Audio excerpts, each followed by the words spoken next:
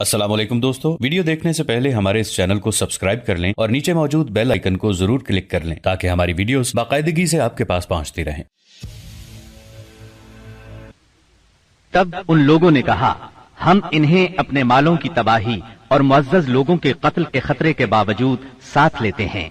अल्लाह के रसूल, बतलाइए इसके बदले में हमारे लिए क्या है? आपने फरमाया, जन्नत। अब लोगों ने कहा, अपना हाथ फैलाएं। आपने हाथ फैला दिया। सब लोग बैत के लिए लपके, मगर ऐन उस लम्हे आपका हाथ असद बिन जुरारा रज़ी अल्लाह अन्हु ने पकड़ लिया और कहा, अहले यस्रिब, जरा ठहरो, हम आपकी खिदमत में लंबा सफर करके इस यकीन के साथ हाजिर हुए हैं कि आप अल्लाह के रसूल हैं। आज आपको यहां से ले जाने का मतलब है सारा अरब हमारा दुश्मन हो जाएगा। हमें अपने सरदारों का कत्ल और तलवारों के वार बर्दाश्त करना होंगे। अब अगर आप सब लोग ये बात बर्दाश्त करने के लिए तैयार हैं तो इन्हें ले लें। इस सूरत में आपका अज्र अल्लाह के हां है, और अगर आप लोगों को अपने बारे में कोई अंदेशा है तो इन्हें अभी छोड़ दें। ये उज्र अल्लाह के नजदीक ज्यादा काबिल कबूल होगा। ये सुनकर लोगों ने कहा, असद, अपना हाथ हटाइए। अल्लाह की कसम, ना हम इस बैत को छोड़ सकते हैं ना तोड़ सकते हैं। इसके बाद एक एक आदमी ने उठकर बैत की।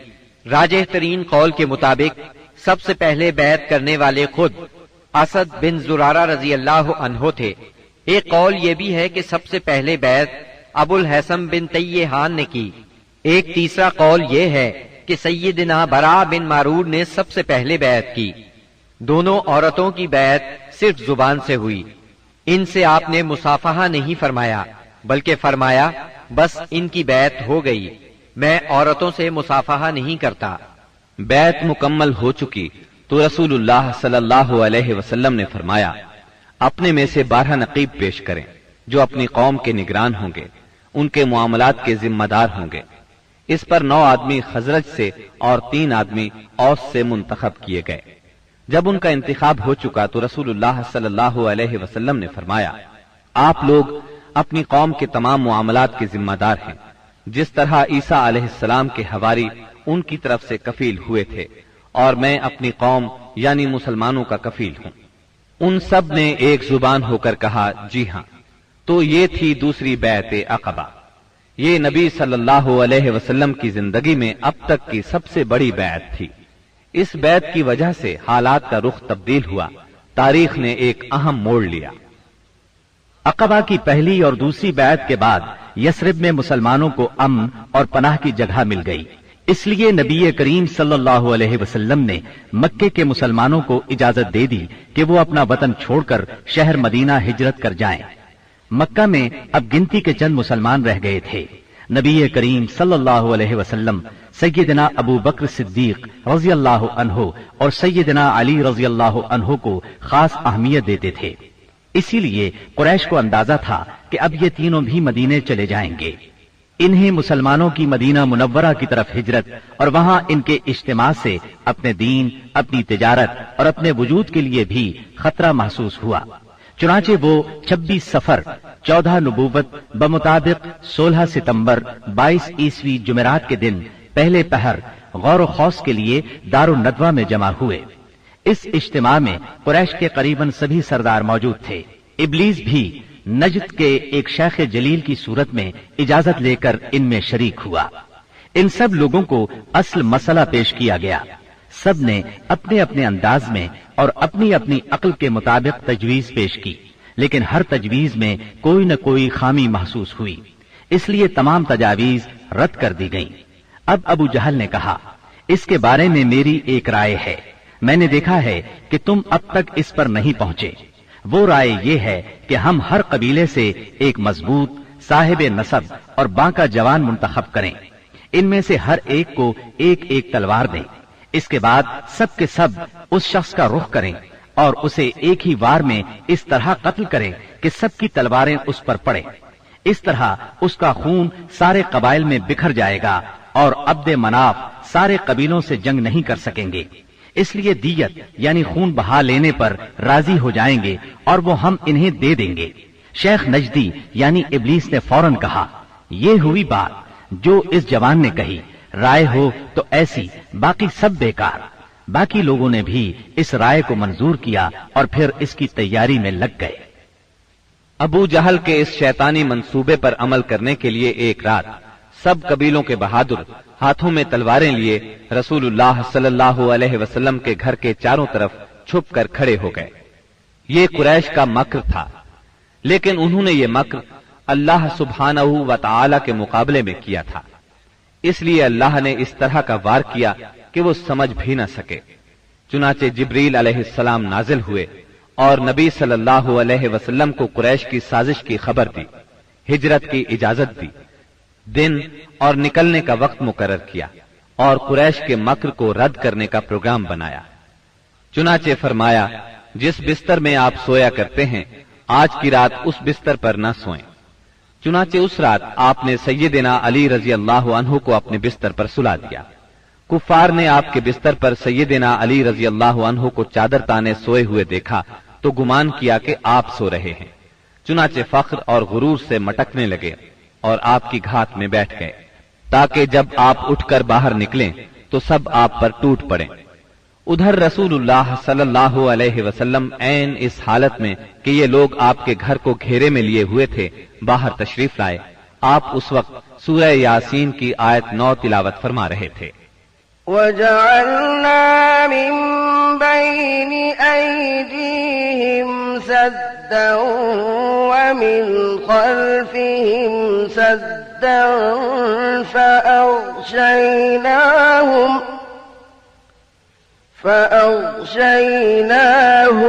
فَهُمْ لَا يُبْصِرُونَ۔ ہم نے ان کے آگے رکاوٹ کھڑی کر دی اور ان کے پیچھے رکاوٹ کھڑی کر دی، بس ہم نے انہیں ڈھانک لیا اور وہ دیکھ نہیں رہے ہیں۔ چنانچہ اللہ تعالیٰ نے ان کی نگاہیں پکڑ لیں اور وہ آپ کا قطعاً احساس نہ کر سکے۔ اس کے بعد آپ اپنے گھر سے اسی وقت ابو بکر صدیق رضی اللہ عنہ کے گھر تشریف لے گئے اور انہیں اللہ کے حکم کی خبر دی۔ ابو بکر صدیق رضی اللہ عنہ پہلے ہی ہجرت کے لیے تیار تھے، چنانچہ انہوں نے اپنا تمام اثاثہ 6000 درہم اور ستوؤں کا تھیلا لیا اور مکان کی ایک کھڑکی سے نکل کر دونوں حضرات نے یمن کا رخ کیا اور فجر کی پو پھٹنے سے پہلے سور نامی پہاڑ کے ایک غار تک جا پہنچے۔ کوہ سور مکہ معظمہ سے 5 میل دور جنوب مغرب میں واقع ہے۔ اس ویران پہاڑ میں ایک تنگ غار ہے، یہ غار سور کے نام سے مشہور ہے۔ یہ غار اب تک موجود ہے، مکے سے مدینہ شمال کی طرف ہے۔ قریش کا خیال تھا کہ آپ نے اپنا سفر شمال ہی کی طرف کیا ہوگا، لیکن آپ اپنے سفر کا آغاز مخالف سمت سے کر کے غار سور میں جا پہنچے۔ ابو بکر صدیق رضی اللہ عنہ بھی آپ کے ساتھ تھے، اس لیے انہیں یار غار کہا جاتا ہے۔ رسول اللہ صلی اللہ علیہ وسلم اپنے یار غار کے ساتھ 3 دن اور 3 راتیں غار سور میں رہے۔ رات کی تاریکی میں سیدنا ابو بکر صدیق رضی اللہ عنہ کے فرزند سیدنا عبداللہ بن ابی بکر رضی اللہ عنہ دشمنوں کی سرگرمیوں کی اطلاعات پہنچاتے رہے۔ ادھر سیدنا ابو بکر صدیق رضی اللہ عنہ کے غلام عامر بن فہیرہ بکریاں چراتے رہتے اور جب رات کا ایک حصہ گزر جاتا تو ان بکریوں کو لے کر ان کے پاس پہنچ جاتے۔ اس طرح دونوں حضرات دودھ نوش فرما لیتے، پھر صبح سویرے ہی عامر بن فہیرہ بکریاں ہانک کر چل دیتے اور وہ بکریوں کو عبداللہ بن ابی بکر رضی اللہ عنہ کے قدموں کے نشانات پر سے لے جاتے تاکہ وہ نشانات مٹ جائیں۔ باقی رہے قریش تو ان کے جوان رسول اللہ صلی اللہ علیہ وسلم کے اٹھنے کے انتظار میں گھر کو گھیرے بیٹھے رہے یہاں تک کہ صبح ہو گئی۔ صبح ہونے پر جب سیدنا علی رضی اللہ عنہ آپ کے بستر سے اٹھے تو قریش کے ہوش اڑ گئے۔ انہوں نے سیدنا علی رضی اللہ عنہ سے آپ کے بارے میں پوچھا تو انہوں نے جواب دیا، مجھے علم نہیں۔ اس پر انہوں نے سیدنا علی رضی اللہ عنہ کو مارا اور گھسیٹ کر خانہ کعبہ تک لے گئے۔ کچھ دیر قید رکھا، پھر جب محسوس کیا کہ انہیں قید میں رکھنے کا کوئی فائدہ نہیں تو چھوڑ دیا۔ اس کے بعد یہ لوگ سیدنا صدیق اکبر رضی اللہ عنہ کے گھر آئے۔ ان کی صاحبزادی سیدہ اسماء رضی اللہ عنہا سے ان کے بارے میں پوچھا۔ انہوں نے فرمایا، مجھے معلوم نہیں۔ اس پر خبیث ابو جہل نے ان کے رخسار پر اس زور کا تماچا مارا कि कान की बाली गिर गई।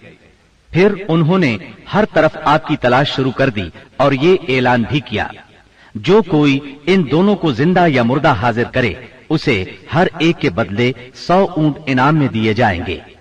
इस तरह बहुत से लोग इनाम के लालच में निकल खड़े हुए। कुछ तलाश करने वाले गारे सौर तक भी जा पहुंचे। वो गार के इस कदर नजदीक पहुंच गए कि अगर झुककर नीचे देख लेते तो उन्हें देख लेते। ये सूरत हाल देखकर सैयदना अबू बकर सिद्दीक रज़ी अल्लाह अन्हु फिक्रमंद हुए। आप सल्लल्लाहु अलैहि वसल्लम ने उन्हें गमज़दा देखकर फरमाया, अबू बकर, ऐसे 2 आदमियों के बारे में क्या ख्याल है जिनका तीसरा अल्लाह हो? गम न करो, यकीनन अल्लाह हमारे साथ है। इस वाक़ये का जिक्र सूरह तौबा की आयत 40 में आया है। إلا تنصروه فقد نصره الله إذ أخرجه الذين كفروا ثاني اثنين إذ أخرجه الذين كفروا ثاني اثنين إذ هما في الغار إذ يقول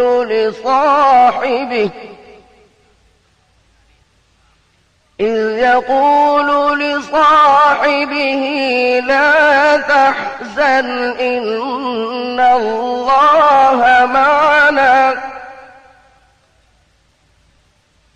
فأنزل الله سكينته عليه وأيده بجنود لم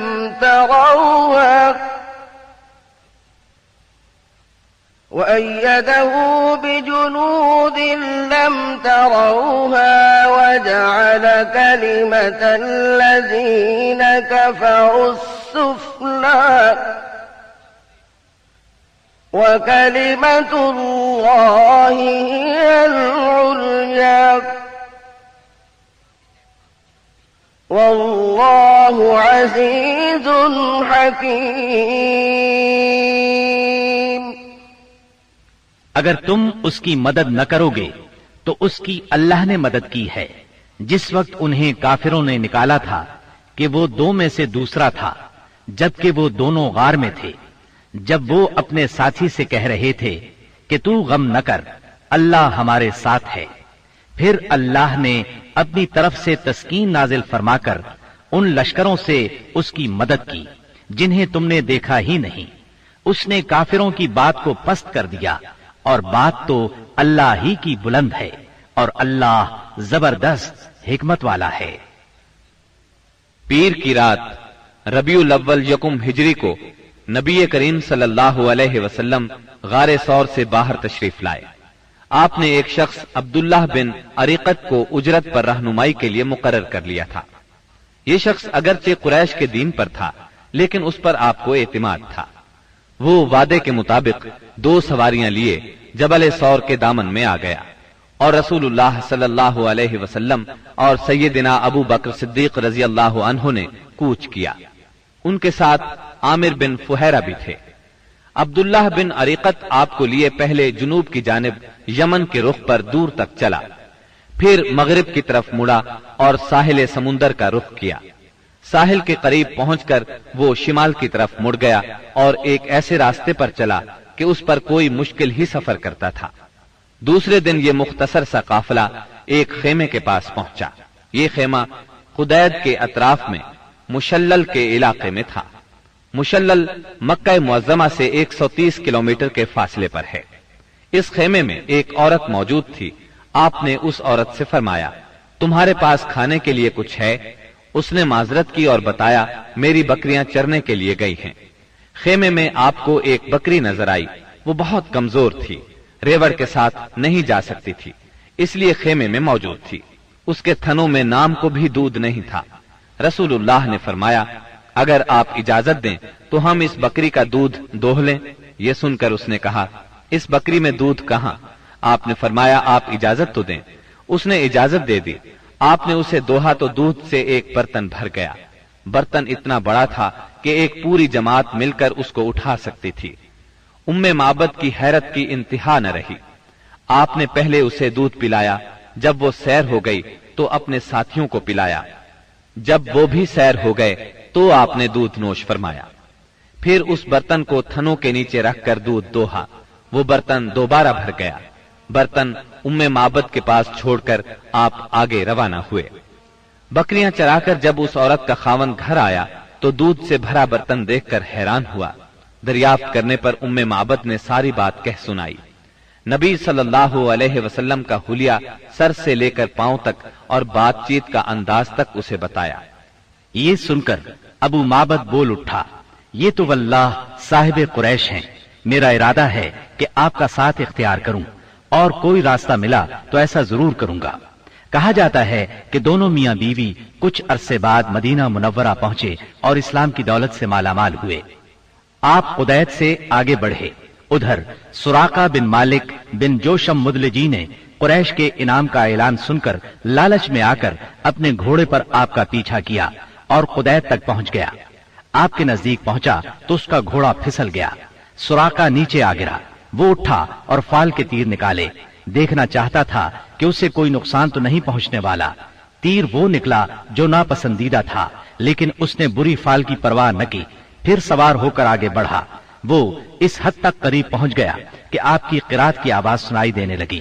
آپ نے اس طرف کوئی توجہ نہ کی، جبکہ سیدنا ابو بکر صدیق رضی اللہ عنہ بار بار مڑ کر دیکھ رہے تھے۔ ایسے میں اچانک اس کے گھوڑے کے اگلے دونوں پاؤں زمین میں دھنس گئے، یہاں تک کہ گھٹنوں تک جا پہنچے اور وہ ایک بار پھر نیچے گرا۔ سراقہ نے گھوڑے کو ڈانٹا، اسے بڑی مشکل سے کھڑا کیا، اس کے پاؤں زمین سے نکالے۔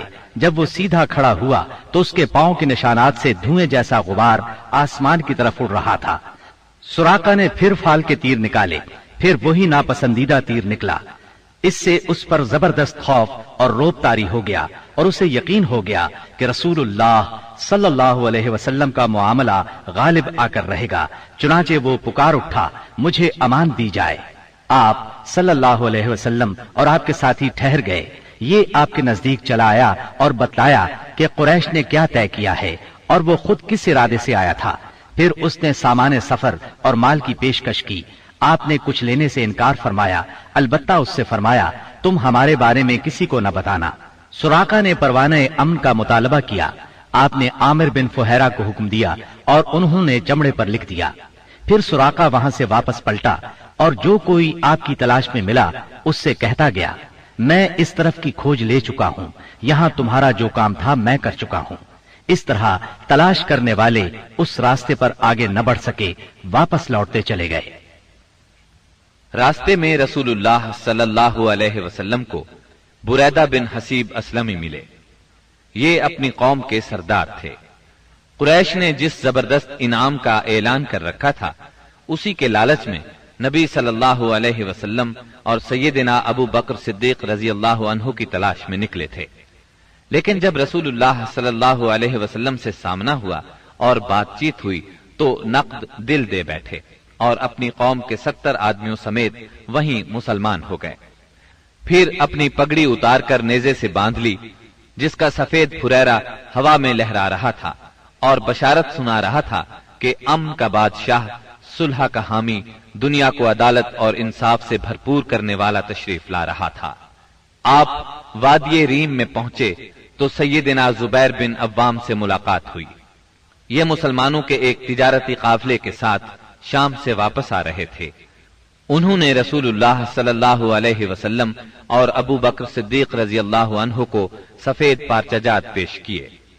سوموار 8 ربیع الاول 14 نبوت بمطابق 1 ہجری 23 ستمبر 622 عیسوی کو رسول اللہ صلی اللہ علیہ وسلم قباء میں داخل ہوئے۔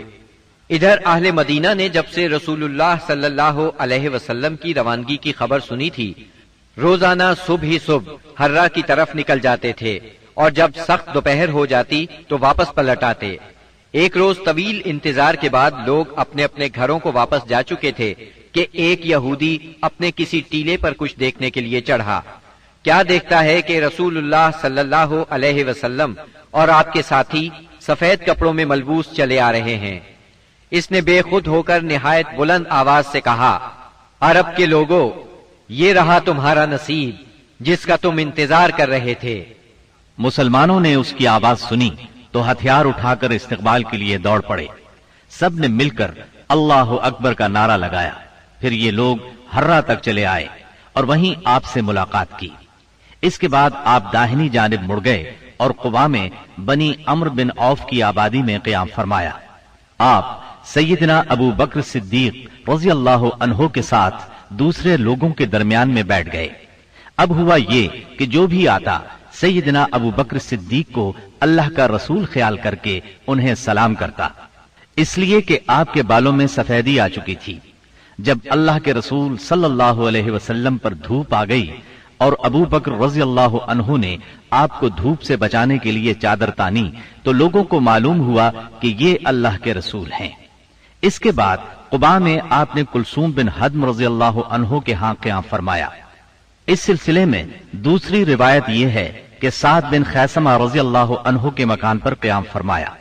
وہاں آپ نے 4 دن قیام فرمایا اور مسجد قباء کی بنیاد رکھی اور اس میں نماز پڑھی۔ نبی اکرم صلی اللہ علیہ وسلم نے فرمایا، جو شخص قباء میں 2 رکعت نماز پڑھے اسے عمرے کا ثواب ہوگا۔ نبی کریم صلی اللہ علیہ وسلم کے بعد سیدنا علی رضی اللہ عنہ مکہ مکرمہ میں 3 روز ٹھہرے۔ اس دوران میں مکے کے لوگوں کی جو امانتیں رسول اللہ صلی اللہ علیہ وسلم کے پاس تھیں ان کو ادا کیا، پھر پیدل چل پڑے اور قباء میں رسول اللہ صلی اللہ علیہ وسلم سے آ ملے۔ انہوں نے کلثوم بن حدم رضی اللہ عنہ کے مکان پر قیام کیا۔ رسول اللہ صلی اللہ علیہ وسلم 5ویں دن یہاں سے روانہ ہوئے۔ یہ جمعے کا دن تھا۔ اللہ کے حکم پر روانہ ہوئے۔ ابو بکر صدیق رضی اللہ عنہ آپ کے پیچھے بیٹھے تھے۔ آپ نے اپنے ننھیال بنو نجار کے پاس پیغام بھجوایا۔ وہ لوگ تلواریں لٹکائے حاضر ہوئے۔ آپ نے ان کی معیت میں مدینہ منورہ کی طرف کوچ فرمایا۔ آپ بنو سالم بن عوف کی بستی میں پہنچے تو جمعے کا وقت ہو گیا۔ آپ نے وہیں بطن وادی میں جمعے کی نماز پڑھائی جس میں 100 آدمی شریک تھے۔ جمعے کے بعد نبی کریم صلی اللہ علیہ وسلم نے مدینے کا رخ کیا۔ اس وقت تک لوگ استقبال کے لیے امڑ آئے تھے۔ گھر اور گلی کوچے حمد و تسبیح سے گونج رہے تھے اور انصار کی بچیاں خوشی و مسرت سے یہ اشعار پڑھ رہی تھیں۔ طلع البدر علينا من ثنيات الوداع وجب الشكر علينا ما دعا لله داعي أيها المبعوث فينا جئت بالأمر المطاع۔ ہم پر مدینے کے اطراف سے 14ویں کا چاند طلوع ہوا۔ جب تک اللہ کو پکارنے والا پکارے ہم پر شکر واجب ہے۔ اے ہم میں بھیجے گئے نبی، آپ واجب الاطاعت دین لے کر آئے ہیں۔ رسول اللہ صلی اللہ علیہ وسلم انصار کے جس محلے سے بھی گزرتے اس محلے کے لوگ آپ کی اونٹنی کی نکیل پکڑ لیتے اور عرض کرتے، ہم لوگ حاضر ہیں، ہمارے ہاں قیام فرمائیں، ہم سب ساز و سامان اور ہتھیاروں کے ساتھ آپ کی حفاظت کریں گے۔ جواب میں آپ فرماتے، اونٹنی کا راستہ چھوڑ دو، یہ اللہ کی طرف سے معمور ہے۔ آپ کے اس فرمان کا مطلب یہ تھا کہ اللہ کو جہاں منظور ہوگا یہ وہاں خود رکے گی۔ چنانچہ اونٹنی اس جگہ رکی جہاں آج مسجد نبوی ہے۔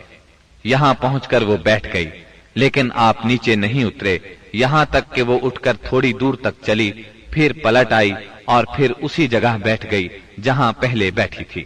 اس کے بعد آپ نیچے تشریف لے آئے۔ اب لوگوں نے آپ کو اپنے اپنے گھر لے جانے کے لیے درخواست شروع کی۔ ایسے میں سیدنا ابو ایوب انصاری رضی اللہ عنہ نے جلدی سے اونٹنی کا کجاوا اٹھا لیا اور اپنے گھر لے گئے۔ اس پر آپ نے فرمایا، آدمی اپنے کجاوے کے ساتھ ہے۔ ادھر سیدنا اسعد بن زرارہ رضی اللہ عنہ نے آ کر اونٹنی کی نکیل پکڑ لی، چنانچہ یہ اونٹنی انہی کے پاس رہی۔ صحیح بخاری میں سیدنا انس رضی اللہ عنہ سے روایت ہے کہ نبی صلی اللہ علیہ وسلم نے فرمایا، یہاں سے ہمارے کس آدمی کا گھر زیادہ قریب ہے؟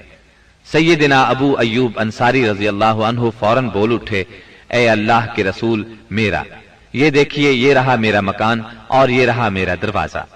نبی کریم صلی اللہ علیہ وسلم نے فرمایا، جاؤ اور ہمارے لیے قیلولہ کی جگہ تیار کرو۔ انہوں نے عرض کی، آپ دونوں حضرات تشریف لے چلیں، اللہ برکت دے۔ اس طرح میزبانی کا شرف سیدنا ابو ایوب انصاری رضی اللہ عنہ کے حصے میں آیا۔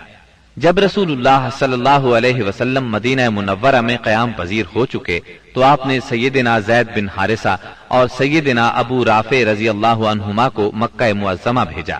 وہ نبی کریم صلی اللہ علیہ وسلم کی دونوں صاحبزادیوں سیدہ ام کلثوم اور سیدہ فاطمہ، ام المومنین سیدہ سودا، ام ایمن اور سیدنا اسامہ بن زید رضی اللہ عنہ کو ساتھ لے آئے۔ ان کے ہمراہ سیدنا ابو بکر صدیق رضی اللہ عنہ کے فرزند عبد الرحمن بن ابی بکر بھی اپنے گھرانے کے افراد سیدہ ام رومان، سیدہ عائشہ اور سیدہ اسماء رضی اللہ عنہن کو لے کر مدینہ منورہ آ گئے۔ اب نبی اکرم صلی اللہ علیہ وسلم کی مدنی زندگی شروع ہوئی۔ اس دور کو 3 حصوں میں تقسیم کیا جا سکتا ہے۔ پہلا دور، اس میں فتنے بپا کیے گئے، اندر سے رکاوٹیں کھڑی کی گئیں اور باہر سے آ کر دشمنوں نے مدینہ منورہ کو صفحہ ہستی سے مٹانے کے لیے چڑھائیاں کی۔ یہ دور صلح حدیبیہ ذیقعد 6 ہجری پر ختم ہو جاتا ہے۔ دوسرا دور، اس میں بت پرست قیادت کے ساتھ صلح ہوئی۔ یہ دور فتح مکہ 8 ہجری پر ختم ہوتا ہے۔ اس دور میں دنیا کے بادشاہوں کو دین کی دعوت دی گئی۔ تیسرا دور، اس میں اللہ کی مخلوق دین میں فوج در فوج داخل ہوئی۔ اسی دور میں مدینہ منورہ میں مختلف قوموں اور قبیلوں کے وفود آئے۔ یہ دور نبی اکرم صلی اللہ علیہ وسلم کی حیات مبارکہ کے آخری دنوں تک ہے، یعنی ربیع الاول 11 ہجری تک۔ مدینہ منورہ پہنچنے کے بعد نبی کریم صلی اللہ علیہ وسلم نے سب سے پہلے مسجد تعمیر کرنے کا فیصلہ فرمایا۔ جس جگہ آپ کی اونٹنی بیٹھی تھی وہ جگہ بنو نجار کے 2 یتیم بچوں سہل اور سہیل کی تھی۔ آپ نے اس زمین پر مسجد بنانے کا ارادہ فرمایا۔ آپ نے بنو نجار کے لوگوں کو بلا بھیجا۔ وہ حاضر خدمت ہوئے تو آپ نے ان سے مسجد کی تعمیر کی بات کی۔ انہوں نے زمین بطور ہبہ قبول کرنے کی درخواست کی، لیکن آپ نے اس زمین کو بغیر قیمت کے لینا پسند نہ فرمایا۔ آپ نے یہ زمین قیمتاً خریدی اور بنفس نفیس مسجد کی تعمیر میں شریک ہوئے۔ اس زمین میں مشرکین کی چند قبریں اور غرقد کے چند درخت بھی تھے۔ رسول اللہ صلی اللہ علیہ وسلم نے مشرکین کی یہ قبریں اکھڑوا دیں اور کھجوروں اور درختوں کو کاٹ کر قبلے کی جانب لگا دیا۔ پھر مسجد کی تعمیر شروع ہوئی۔ آج اس مسجد کو دنیا اسلام مسجد نبوی کہتی ہے۔ نبی اکرم صلی اللہ علیہ وسلم نے مسجد کے بازو میں چند مکانات بھی تعمیر کیے جن کی دیواریں کچی اینٹوں کی تھیں۔ ان پر کھجور کے تنے رکھے گئے، پھر ان پر کھجور کی شاخیں اور پتے بچھائے گئے۔ یہ ازواج مطہرات کے حجرے تھے۔ ان حجروں کی تعمیر مکمل ہو جانے کے بعد آپ صلی اللہ علیہ وسلم سیدنا ابو ایوب انصاری رضی اللہ عنہ کے مکان سے یہاں منتقل ہوئے۔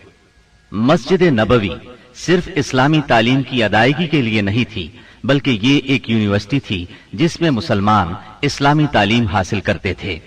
اس مسجد کا صحن ایک ایسی جگہ تھی جس میں مدتوں جاہلانہ نفرت، عداوت، کشاکش اور باہمی لڑائیوں سے دوچار رہنے والے قبائل کے افراد اب میل ملاپ اور پیار و محبت سے بیٹھتے دین کی تعلیم حاصل کرتے اور یہ تعلیم اپنی عورتوں تک پہنچاتے تھے۔ یہ ایک مرکز تھا۔ اسی مرکز سے اس ننھی سی اسلامی ریاست کا نظام چلایا جاتا تھا اور مختلف قسم کی مہمات یہاں سے بھیجی جاتی تھیں۔ اس کے علاوہ اس کی حیثیت ایک پارلیمنٹ کی بھی تھی جس میں مجلس شورا اور مجلس انتظامیہ کے اجلاس منعقد ہوتے تھے۔ ان تمام امور کے ساتھ ساتھ مسجد نبوی فقراء اور مساکین کی ایک کافی بڑی تعداد کا ٹھکانہ بھی تھی۔ یہ وہ لوگ تھے جن کا کوئی مکان نہیں تھا، جن کے پاس کوئی مال تھا، نہ بیوی بچے تھے۔ انہی اصحاب کو اصحاب صفہ کہا جاتا ہے۔ اب مسلمان 5 نمازیں باجماعت ادا کرنے کے لیے حاضر ہو رہے تھے اور اس کے لیے وہ وقت کا اندازہ لگاتے تھے، مگر دقت یہ تھی کہ کوئی بہت پہلے آ جاتا تھا تو کوئی دیر سے پہنچتا۔ چنانچہ نبی کریم صلی اللہ علیہ وسلم اور مسلمانوں نے مشورہ کیا کہ کوئی ایسی علامت اختیار کی جائے جس سے سب کو وقت کا پتہ چل جائے۔ سیدنا عمر رضی اللہ عنہ نے کہا، کیوں نہ کسی آدمی کو بھیج دیا جائے جو الصلاۃ جامعۃ، یعنی نماز جمع کرنے والی ہے، پکار دیا کرے۔